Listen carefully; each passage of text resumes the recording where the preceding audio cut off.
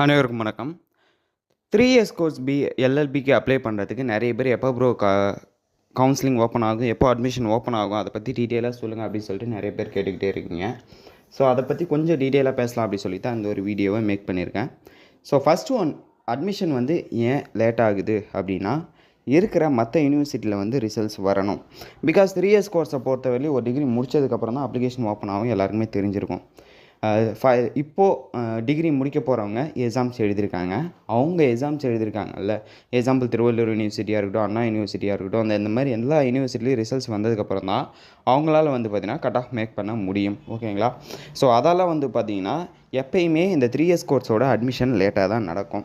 So என்னோடய வியூவில் இது எப்போ ஓப்பன் ஆகும் அப்படின்னு சொல்லிட்டு கேட்டிங்கன்னா, நெக்ஸ்ட் மந்த் 15th பார்த்திங்கன்னா நோட்டிஃபிகேஷன் அனௌன்ஸ் பண்ணுவாங்க. ஸோ அந்த டைமில் அப்ளை பண்ணுற மாதிரி இருக்கும். ஓகேங்களா? ஸோ யாருமே பயப்பட வேணாம். மேக்ஸிமம் சீக்கிரமாகவே நோட்டிஃபிகேஷன் இந்த டைம் வரதுக்கான வாய்ப்புகள் இருக்குது.